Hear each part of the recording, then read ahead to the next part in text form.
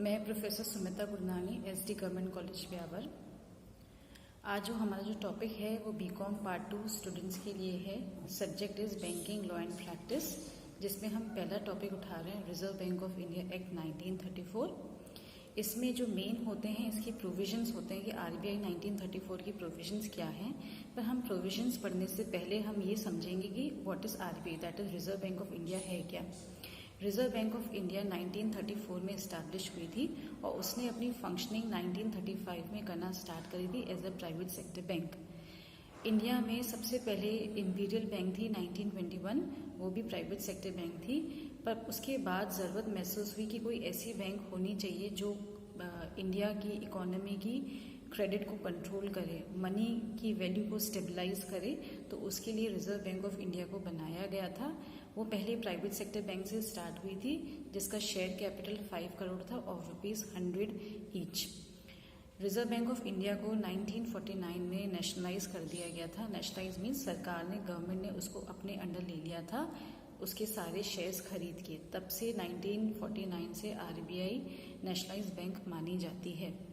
अब आरबीआई क्या है? RBI reserve bank of India is the apex bank of all the banks. जितनी भी बैंक्स हैं उसके जो ऊपर का जो हेड है, उसका जो बॉस है, जो सारी बैंक्स को इंडिया की इकोनॉमी को, क्रेडिट को, मनी को जो स्टेबलाइज करती है, जिसके पास पावर है, जो रूल्स एंड रेगुलेशंस निकालती है, वो रिजर्व बैंक ऑफ इंडिया के हाथ में होता है।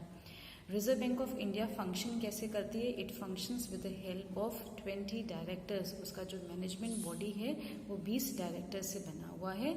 जो 20 डायरेक्टर्स में सबसे ऊपर जो आता है is governor. At present the governor of RBI is Shaktikanta Das. ये टाइम टू टाइम हर एक टाइम पीरियड के बाद चेंज होते रहते हैं, पर एट प्रेजेंट जो आरबीआई का जो गवर्नर है वो शक्तिकांत दास है। उसके अंडर में, उनके अंडर में 4 डेप्यूटी डायरेक्टर्स आते हैं, that is wise 1 governor and 4 deputy governor. और उसके बाद 15 डायरेक्टर्स आते हैं। इन 20 डायरेक्टर्स से आरबीआई का मैनेजमेंट होता है। Now the next part is what are the functions of RBI. RBI के फंक्शंस क्या होते हैं? पहला फंक्शन है issue and regulation of currency. जो हमारी इकोनॉमी में जो करेंसी रेगुलेट होती है वो कैसे रेगुलेट होती है? सबसे पहली बात तो आरबीआई के हाथ में है कि कोई भी नई करेंसी आती है उसको जो इशू करने का काम, उसको छापने का काम, उसको इकोनॉमी में भेजने का काम, ट्रांसफर करने का काम वो आरबीआई के हाथ में होता है। आरबीआई कैसे करती है? 2 डिपार्टमेंट की मदद से। पहला है इशू डिपार्टमेंट, दूसरा है banking department. Issue department currency को बनाता है, बैंकिंग डिपार्टमेंट उसको, उस करेंसी को इकोनॉमी में सप्लाई करता है। इशू डिपार्टमेंट के रूल्स ये हैं कि आरबीआई जब भी कोई भी नई करेंसी इशू करती है उसके लिए आरबीआई के हर वक्त 200 करोड़ का असेट होना चाहिए, उसके बाद ही वो कोई भी नई करेंसी इशू कर सकती है। 200 करोड़ 200 करोड़ किस फॉर्म में हो सकते हैं? 115 crore in the form of money liquid and 85 crore can be in the form of gold Boolean and silver coins. तो 200 करोड़ का असेट हमेशा इशू डिपार्टमेंट में रहता है। जब इशू डिपार्टमेंट नई करेंसी इशू कर देता है तो बैंकिंग डिपार्टमेंट में ट्रांसफर कर दी जाती है और बैंकिंग डिपार्टमेंट का रोल ये होता है कि वो इकोनॉमी में उसको सप्लाई करता है। This is called as issue and regulation of currency which is under the RBI only. The next function is bankers bank. जैसे कि मैंने बताया था RBI act is the apex of all the banks. Apex में head बहुत सारे banks की होती है।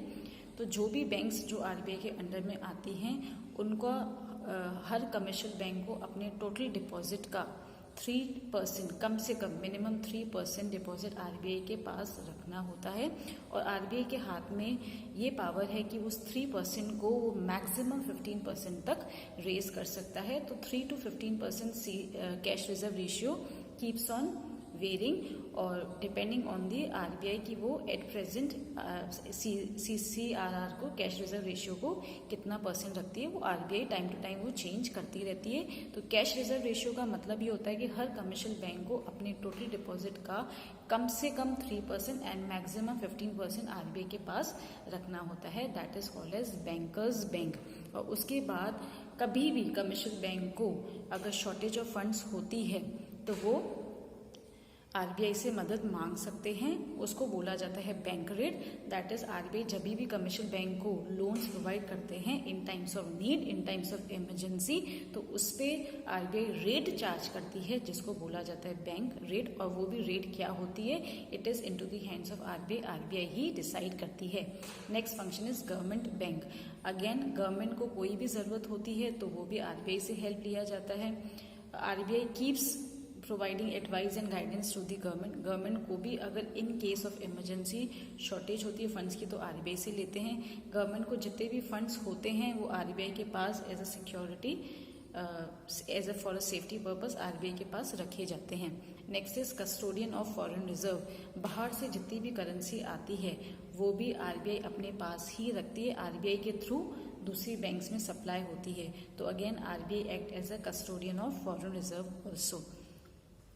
Next is controller of credit. Economy में जितना भी क्रेडिट सप्लाई होता है, जितना भी अवेलेबल होता है, वो आरबीआई के पास राइट होता है कि उसको कंट्रोल करके चले, जिससे इन्फ्लेशनरी रेट बहुत नहीं बढ़ना चाहिए, क्योंकि जितनी ज़्यादा महंगाई दर बढ़ेगी उतना ही मनी की वैल्यू कम होती जाएगी।